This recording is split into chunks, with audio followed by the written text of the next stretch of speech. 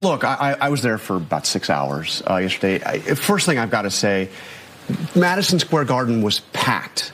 People waited hours to get in. They sat through hour after hour of this rally. They were fervent in their devotion to all things Trump.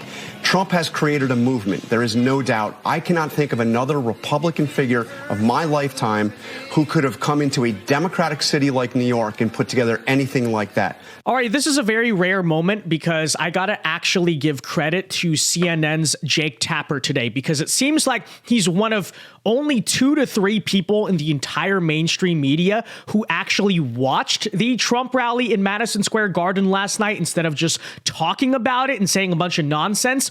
Because take a listen to what he had to say. This largely issues-focused messaging from Trump's 2024 campaign operation is one of the reasons why this race is so competitive.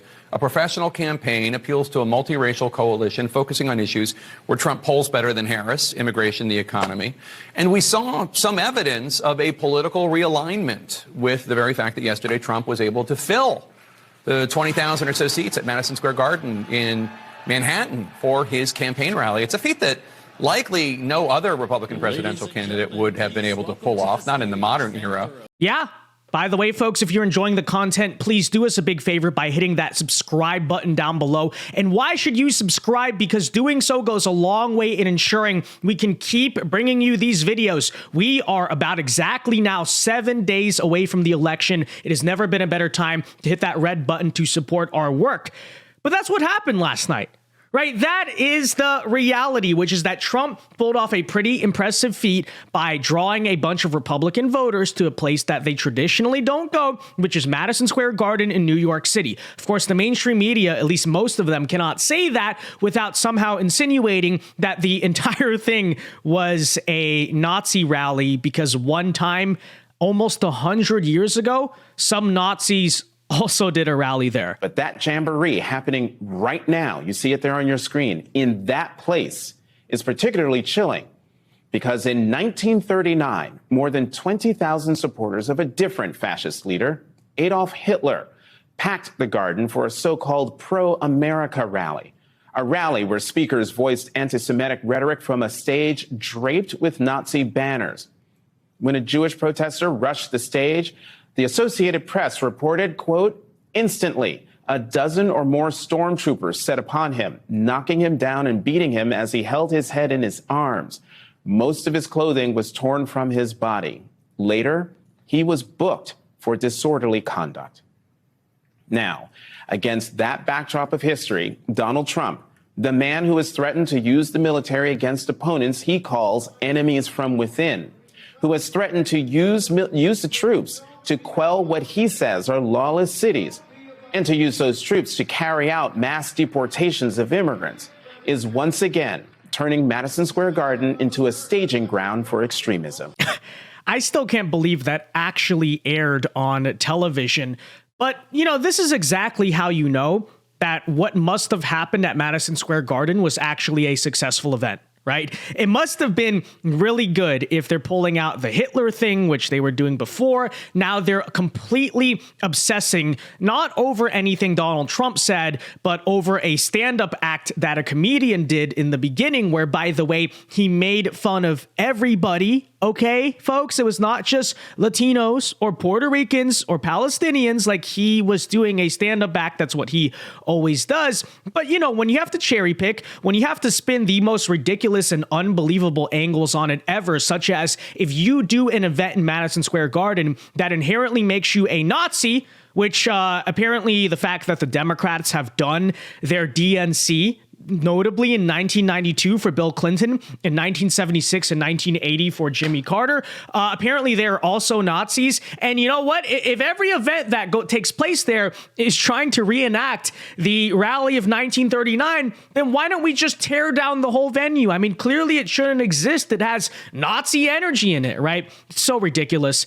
But, you know, like I said, at least someone in the mainstream media recognizes, or at least is willing to admit. I think they all deep down recognize that, hey, Trump, what he pulled off here was a really good look for him, and that's why we got to demonize it as much as possible, because the rest of the media has not had a very similar reaction, or at least they don't want to admit out loud Trump won the optics last night, and he's probably, by the way, also winning in this election. We're watching a rally from Madison Square Garden with former President Donald Trump, where we are hearing scores of lies from the former president.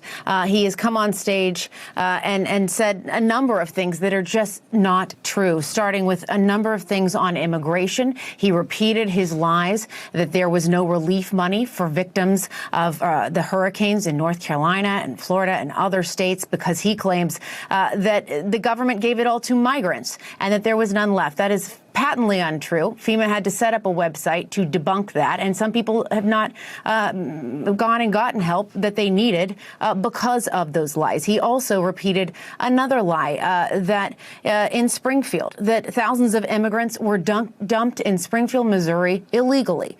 In fact, the city website says that Haitian immigrants are there legally under the Immigration Parole Program, and that they independently chose to move there. They were not sent by any program. Again, we have... So as you can see there, that is Jake Tapper's counterpart interrupting in the middle of the rally because, oh no, Trump is messaging to people effectively. By the way, that fact check is completely full of crap. First of all, it's Springfield, Ohio, not Springfield, Missouri. So if you want to go by CNN's fact checking standards, stop lying to people. Why are you spreading misleading or false information? Number one. Number two, the entire debate about, oh, they have legal status. Actually, that is pure semantics. Okay, they are illegal immigrants who were given amnesty.